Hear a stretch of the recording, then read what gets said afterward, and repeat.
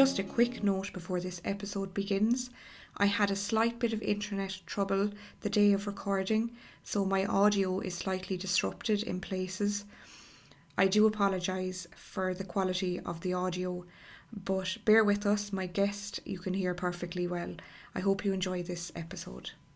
Hi everybody, welcome to this week's episode of the Pet Loss Journals. I'm your host Louise, and this week I have a very special guest with me. And this has been in the talks for a while. I'm just delighted to welcome Renee Magri, and Renee is Pet Loss Grief Wellness Counsellor over in Melbourne, all the way in Australia. We're talking and we can see each other on video call right now, which is fab. And we've been wanting to talk to each other for so long to face, because we have been, I would say that Renee is a friend of mine via social media, and we've supported each other in many different scenarios because we both are in the same field and we both have a passion that we share. So I think I just love to welcome you. Renee, how are you doing? Oh, I'm very, very well. Thank you, Louise. And thank you so much for inviting me on your podcast. I, like yourself, have been really looking forward to chatting, and such a beautiful introduction. So thank you so much for having me. You're so welcome. I'm delighted that you're here. So let's start. Where did this all start for you? And I always ask people about their pet loss experiences, and many people that follow you on Instagram will know about your gorgeous boy Buckley that you speak about a lot, your boxer, and I can see pictures of him behind you. He's gorgeous. Share with us about your relationship with Buckley, and start wherever you feel comfortable. Yeah, oh, thank you. And thank you for asking about him. And I love talking about him. And Buckley came into my life, or our life, in 2016, and hadn't had a dog and for many years. And my husband said to me, if we ever get a dog, again, it's a boxer or it's nothing. So I was like, a boxer? A boxer? I didn't know what I wanted, but I was like, I don't want a boxer. So, fast forward, we found a breeder and we walked into this beautiful, puppy breath and all that beautiful stuff. And Buckley just stood out, and of course it was love at first sight, and we brought him home, and the rest you can say is history. So he very much melted all of our hearts, and anybody that has a boxer or knows of a boxer, they're pretty goofy type of breed, but also extremely loyal, lovable and protective. So very much became a part of our family, but him and I just had I felt a very sort of special connection from the start, and that grew and grew, and he was everybody's dog, but I always would secretly say he was my puppy. So that's how he was welcomed into our family. Oh, that sounds gorgeous. The fact that you were like, I don't know about a boxer, but then he stole your heart in the end. Yeah, absolutely. It was literally love at first sight, and I just so glad my husband said that. So we developed a beautiful bond, and unfortunately, at a very young age, he was 3 years and 10 months. He was diagnosed with DCM, which is dilated cardiomyopathy, and he was a bit off on this particular day and had a bit of a big belly, and I thought, oh, this isn't right, and one thing led to the other, and a vet visit consult turned into a specialist appointment with ultrasounds, and walked into this consult, and the specialist said, oh, I'm sorry, he's got DCM and he's got 6 to 12 months to live. So I'm sure unfortunately some of your listeners and I'm sure unfortunately you as well, we can relate to that whoosh of, oh my God, what's happening. And so everything from that instant that he was diagnosed, and I didn't know then because I wasn't as well informed about pet loss grief then, but instantly it was anticipatory grief, and everything just, it's like I didn't hear anything else in that consult, and my husband took over, and Yeah, that was that time. So we had 20 months with Buckley in the end after that, but it was that whole process of digesting a terminal diagnosis and prognosis. Again, at that time, I didn't know that I was living with anticipatory grief, pet grief as Mm-hmm. well. I didn't know Mm-hmm. that. I knew I was feeling a lot of stuff, but didn't know there was actually a name for it. And I was also studying counselling at that time too. I always wanted to be a counsellor. I was always interested in grief and loss and didn't really know what I was going to do with the counselling qualification. So Buckley died in November of 2017. Sorry, it was 2016, sorry. And then I finished my counselling qualification in the February of 2017. And honestly, Louise, it was just a type of, the grief that hit me was just past the 10 on the scale, and it was very strong and very profound. And it was from that moment, well, not the day that he died, but it was an involvement of finishing the counselling and knowing that, hey, other people, I'm sure, feel such profound loss and sadness. And I thought, this is what I want to do. I want to be able to help others, and that's how Forever in My Heart was born. But yeah, that's a little bit about my Buckley. But I mean, I could talk about him for hours and hours, which I won't. But yeah, like everybody else can relate to, the bonds that the human-animal bond is a very, very special space that we're privileged enough to experience. And I think you could very much relate to that too. Yes, definitely. And I think we have that shared kind of experience of where we experienced such intense loss, but then something beautiful came from it. We decided to create a business and support others out of it. And I think it's lovely to hear that happened to you, even though in tragic and sad circumstances. It's funny how that can happen with people who experience all kinds of loss, I think. But I know you said that you could blab on about Buckley. I would like you to talk more about him. Like, what are your most favourite memories with him? Like, if you have, I know you've loads, but like one or two that stand out in your memory, that, like, what are those? Yeah. I think the things that stand out to me the most are just the moments that we could make time stand still together. I really enjoyed just the simple things, and one thing that stands out very much is sitting on our front step together, at that sunset sort of time, and just having those special times together. I loved how he could make a really crappy day be okay. I loved how he loved, going to make me cry. I love how he would make me feel like I was his special person. I loved that. I could walk in from being a day out and he could be loving on everybody, but as soon as I walked in the door, he'd forget about all of them and come rushing to me. So I really love just the simple things. We weren't one to take him on holidays or things like that, or kind of live quite a simplistic type life. So I just really enjoyed those special connective moments that were just very unique to him and I. Yeah, and as he got more unwell with his illness, I was sort of the primary carer in that space too, making sure he had all his medications, and we had a little system on how we'd administer them, and he was such a good boy through it all. There was at one stage where he was like on 22 tablets a day or something, lots of different things, but he'd always sit in that spot for me, and we had a little sort of game where he'd have the tablets and some food, and even on the day of his euthanasia, he still went and sat in that spot for his tablets. So it's those simple moments that are very, very close to my heart. It's hard to pick just one, but it's those moments that mean a lot to me. Those are beautiful. Very much.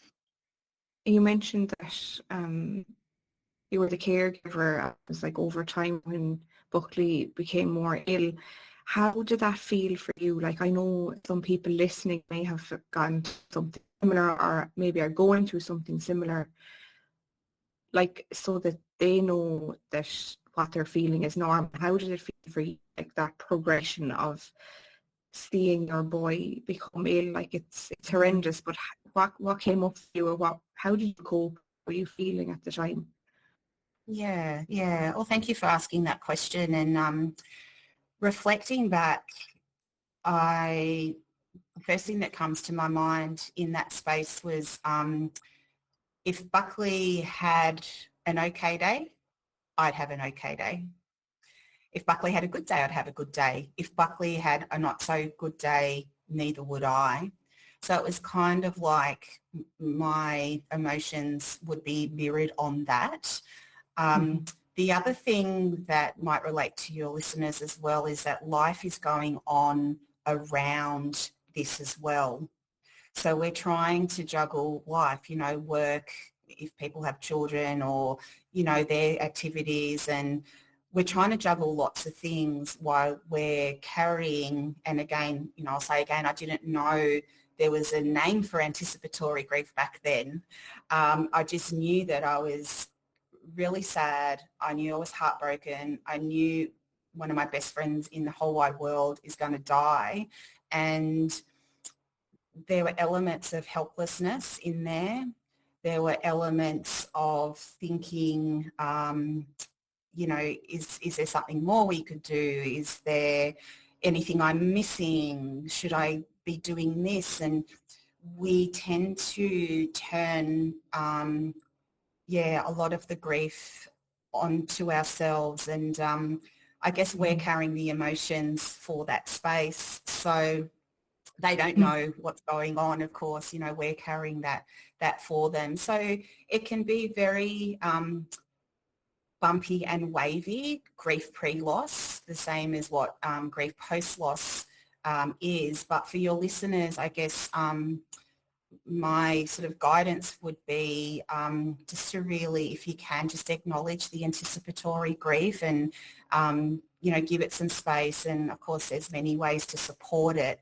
But I think looking back, reflecting back, that's one thing I actually wish I knew there was a name for what I was feeling, because I think if I did know more about that, I'd like to think I probably would have reached out for some support in that area. Mm-hmm. Yeah, I think that's going to be really helpful for people to kind of hear, because it's just even having acknowledgement and awareness of this is anticipatory grief. It's just going to make, hopefully, not things feel better, but just ease somewhat what you're feeling, like just put a name on it. And sometimes that can be helpful for people, and sometimes it can't, and that's okay as well. But do you feel at the time, even though you knew that you may not have been aware there was support, or you know how you, like, what you were feeling, post loss, losing Buckley, do you feel that you got support they needed, or did you feel you struggled with feeling understood afterwards? Look, I think particularly my immediate close, family and friends, yes, I definitely got support and, acknowledgement and lots of hugs, and, extremely grateful for that.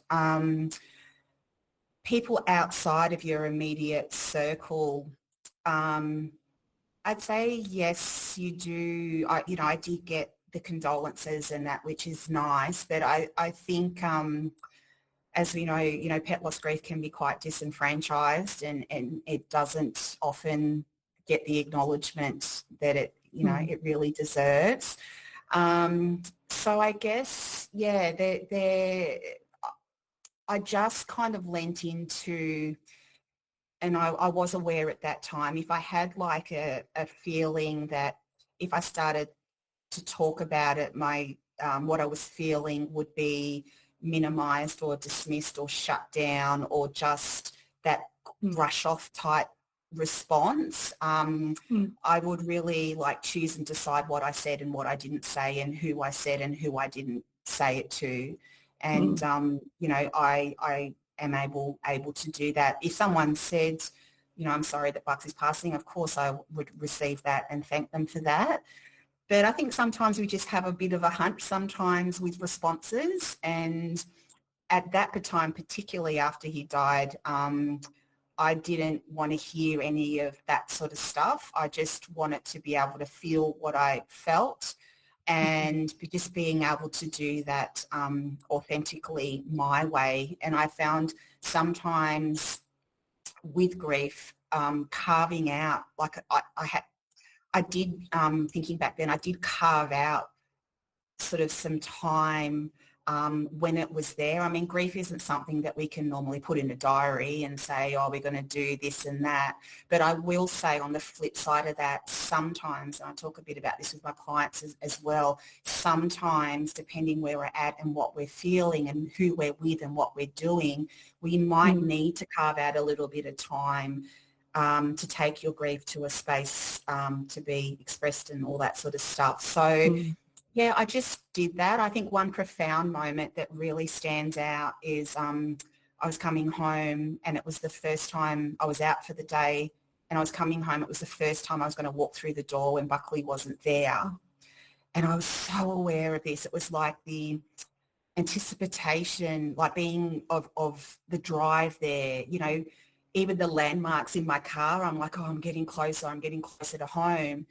And I very much remember this moment of parking my car in the garage and walking in the garage door and opening the door. No one else was home. No other human was home. And I walked in and there was just nothing. It was just nothing. And yeah, it was just such an empty, sad, heartbreaking moment. I just remember dumping my bags, and I walked into where Buckley's bed was in my bedroom, and I just literally collapsed into his bed, into the fetal position, and just let the emotion come. So as hard as what that is, upon reflection, I'm glad I did that.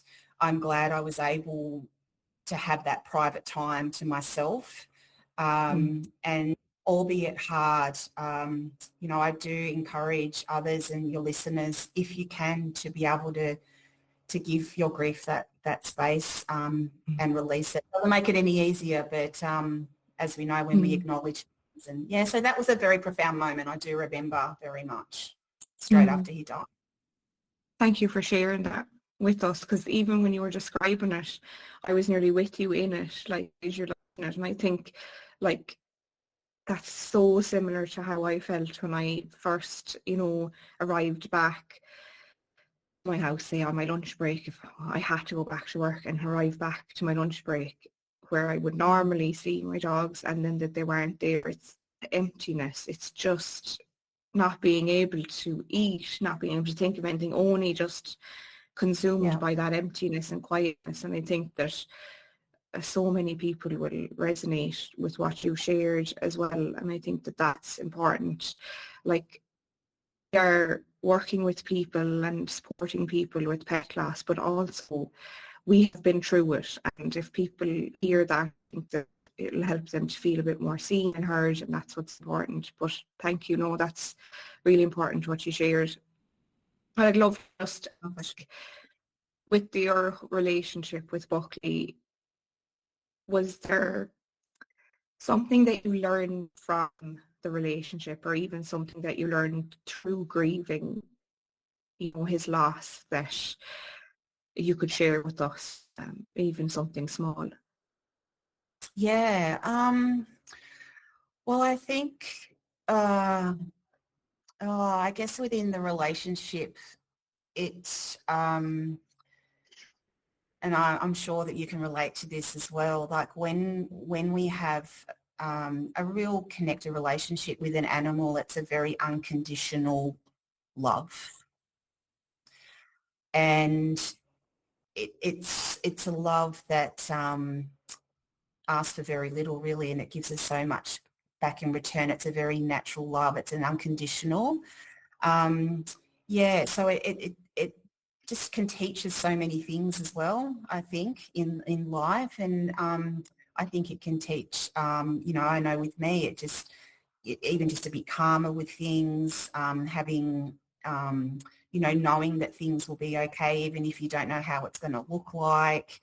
So I think that human-animal bond, and I, very much felt that with Buckley. I think the other thing from his relationship too, and again, I know that you'd relate to, the trust that you built together. It's like they trust you to do certain things that they wouldn't trust anyone else. And I just always really just loved that, particularly when he became more unwell and stuff like that. It was like that trust there, and it's like you're in sync. We know what they need. Like within grief. Wow, how much time have we got, Louise? Because there's a lot within grief. Wow, and I'm always learning. I think before we jumped on to the podcast, I made that I'm always learning so much about grief all the time. But back then, I don't know that there's something specific about grief, but one thing that sort of comes to mind is that I'd never experienced grief like this. I'd lost some human family members in my life, and although of course I love them and feel grief for them, I had never felt grief like this, and that really stood out for me.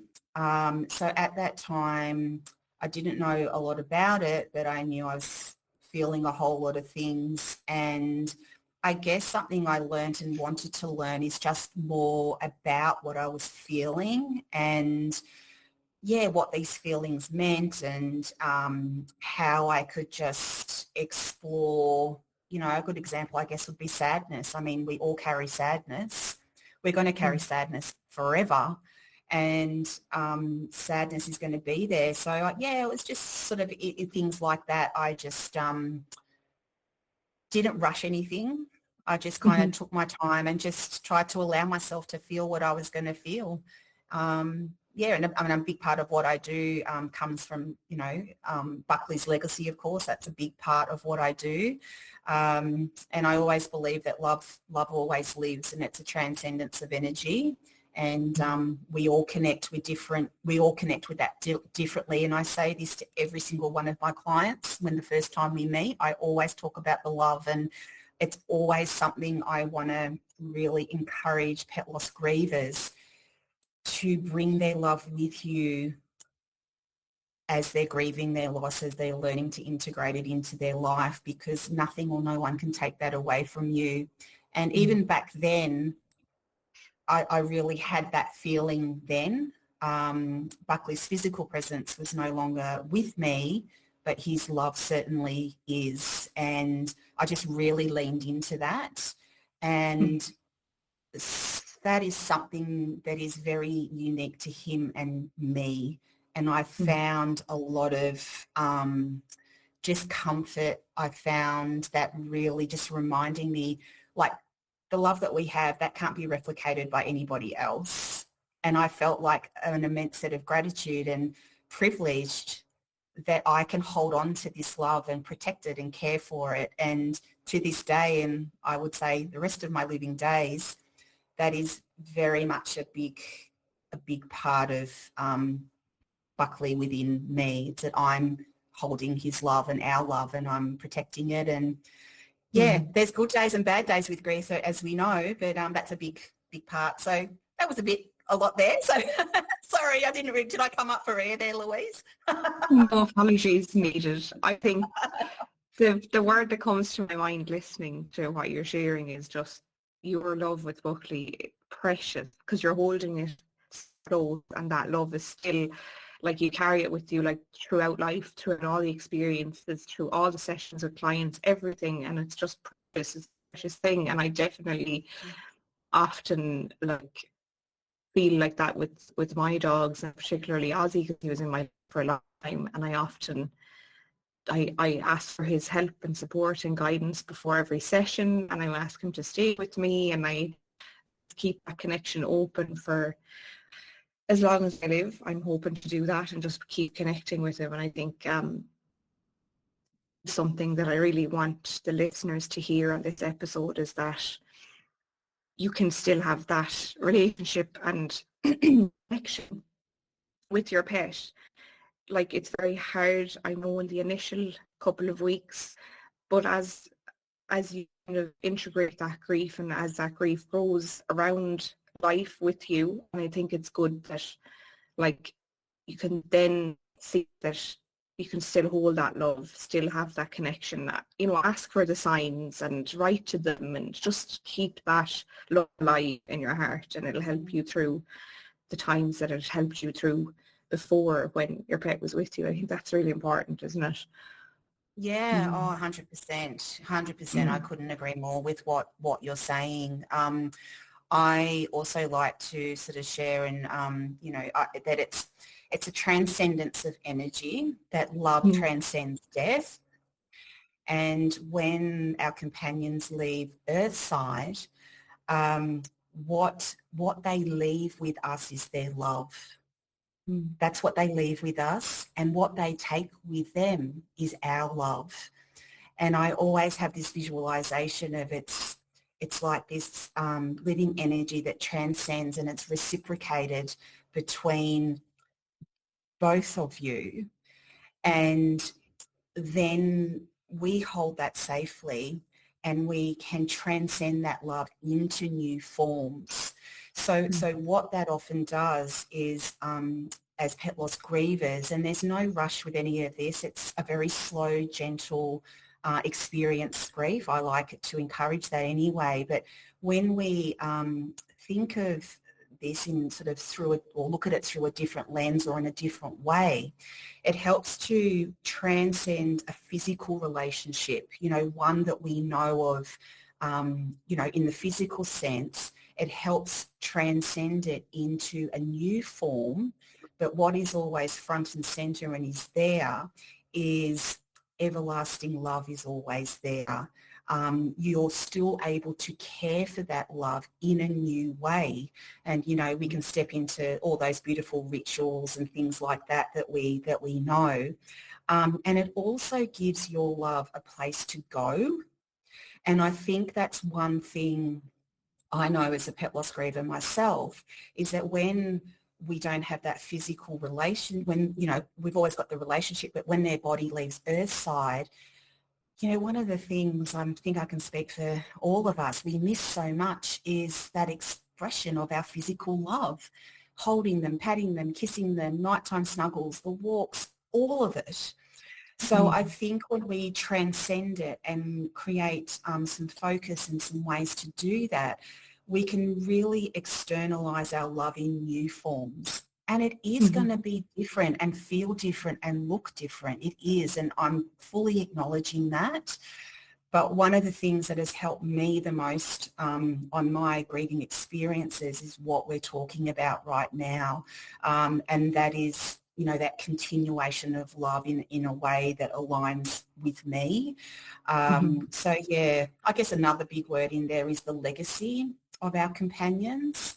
And when we step into that, and this can evolve, we don't have to wake up one day and know what our legacy is. I know for myself it's definitely been an evolvement. So, but that is just a word I wanted to bring in for your listeners too, because the legacy, I mean, that's a whole other conversation. There's so much in there that can really help walk alongside you. So that's how I look at it, and that's how I often articulate it to my clients too, is that we want your companion's everlasting love to be walking alongside you. And it's going to keep loving you every single day, but it's also going to guide and support you as well. And I'm very much say that because I know, and I think I can speak for you too, Louise, like, your beautiful loved ones, would you say they keep guiding you and supporting you every day as well as loving you too? Yeah, I always feel as well that they bring me gifts, and I know that anyone listening to the earlier podcasts, like, they brought me my husband. They just, I 4 months after they left this earth, I just kind of thought, thank you, because I just felt that it was a gift from them. And yeah, I definitely feel that they still bring love gifts to my life even years later. So yeah, no, it's great. It's great that we got to talk about that particular topic, but the legacy, we'll have to come on to another whole podcast about that. Yeah, we could, couldn't we? Absolutely. It's such a huge topic. But I do want to stress to your listeners too, like the legacy, like I don't want to put any pressure on anyone that we have to know what the legacy is. Like let it evolve. Let it evolve. It'll be what it evolves to. That's definitely. Yeah, definitely. It comes gently and naturally and on in divine timing, really, doesn't it? Yeah.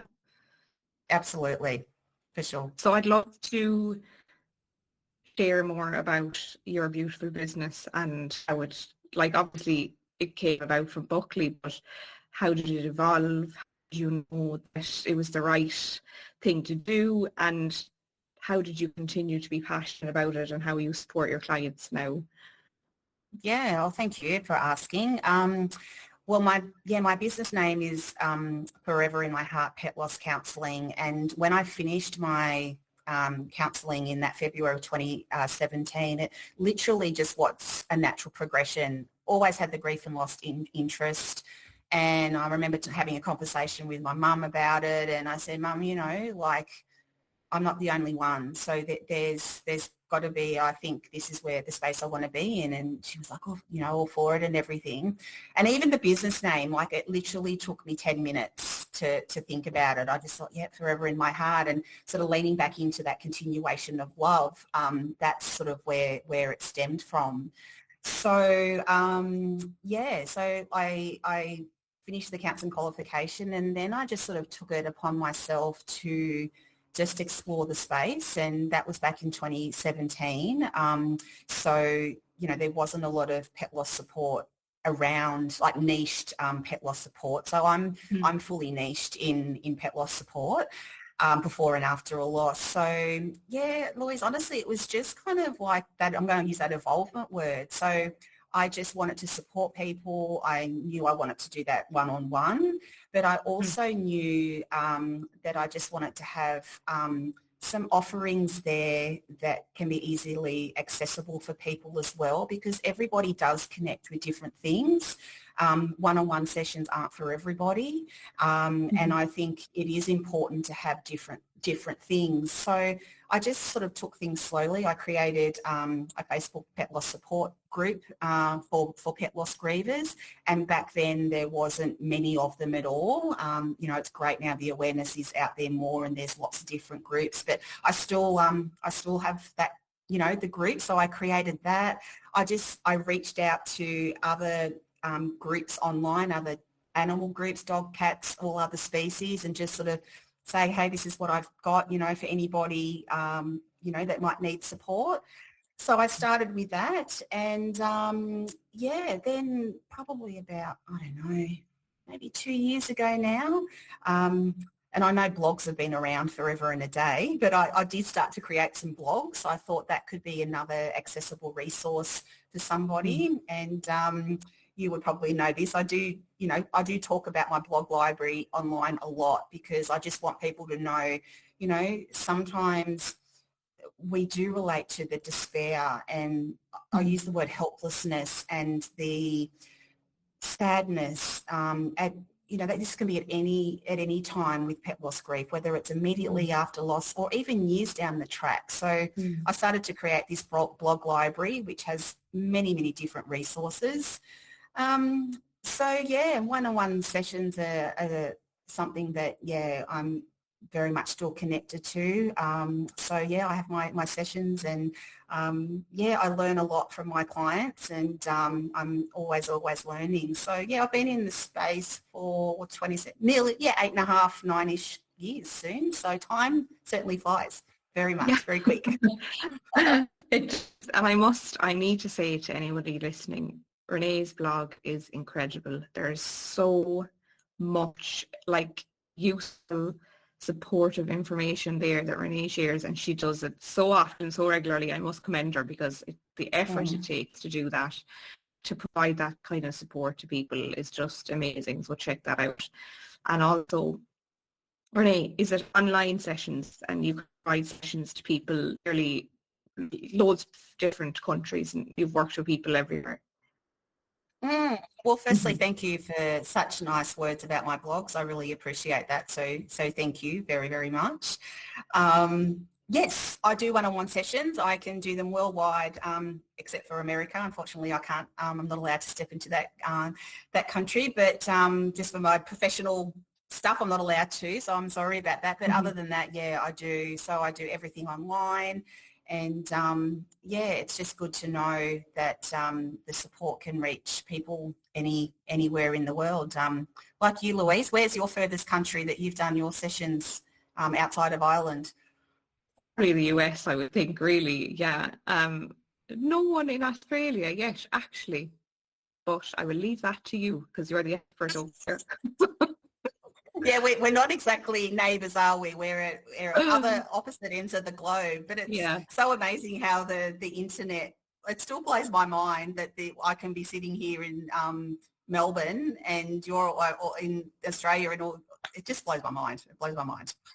I know, it's crazy, isn't it? It's great. It's great that we can do this. And that's the thing for clients.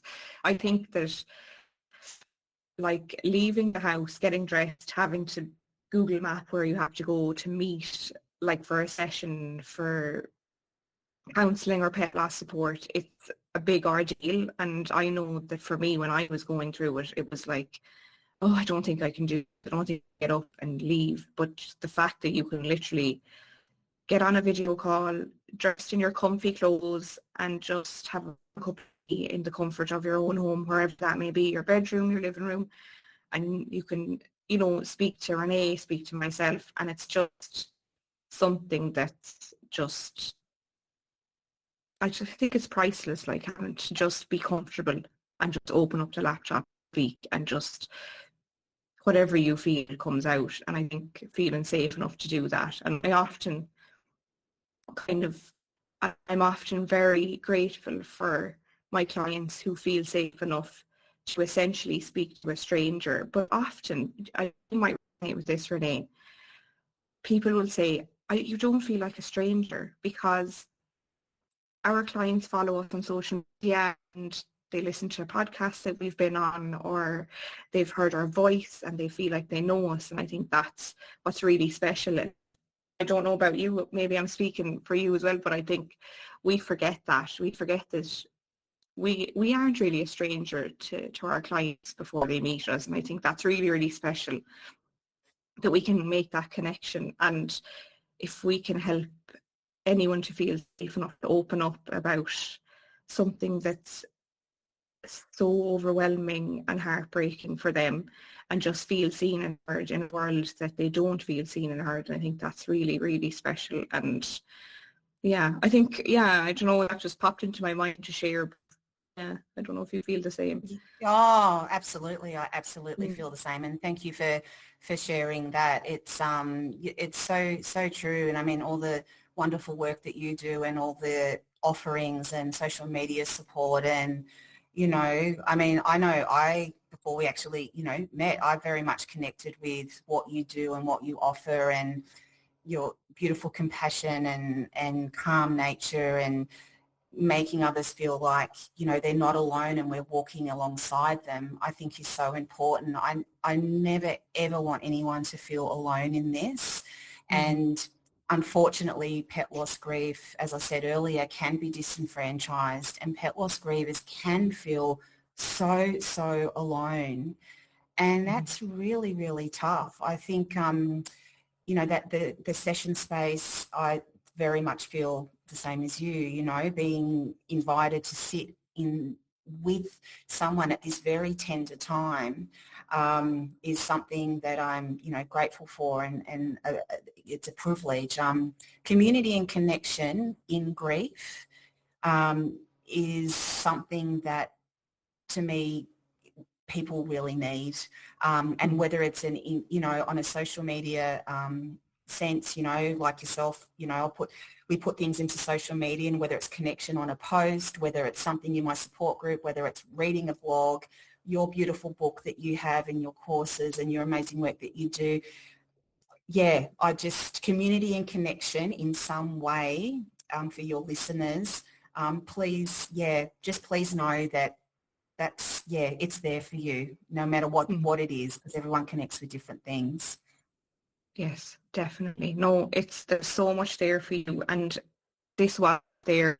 I could not find this when this happened to me, and maybe I just wasn't looking in the right places. But if you found this podcast, and even if this is the first episode you've listened to of this podcast, you've picked a really good one, because I've just loved talking to Renee, and Renee is just an expert in her field, and what she shares I have connected with for quite a long time, and we just have kind of grown to be friends online, and now kind of face to face on video, which is lovely. And I hope that we can definitely have Renee on again to have another episode on another topic. We might do a poll on Instagram to see what topic to kind of touch on next. But if you want to connect with Renee, Renee's website is foreverinmyheartpetlosscounselling.com. Is that right, Renee? That is, yes. Great. Thank you. Yeah. And where can we find you on social media? I know you mentioned your Facebook group as well, so you might share that. Yeah, sure. So on Instagram, my handle is @petgrief_support.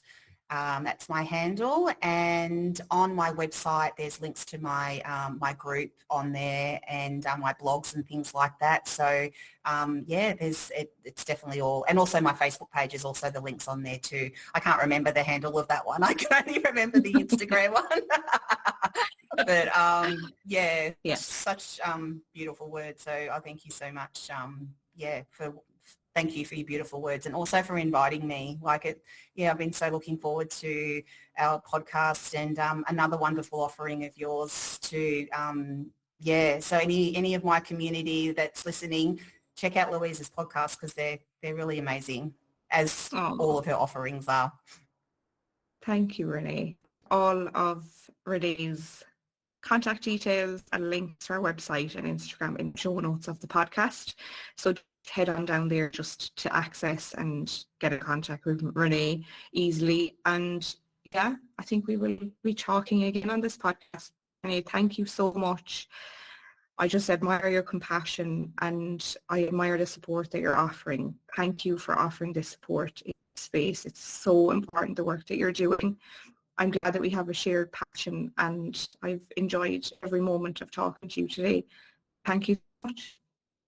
Oh, thank you. Thank you so much for inviting me in our chat. I just really appreciate, everything, chatting with you. It's so nice to meet you on a video call.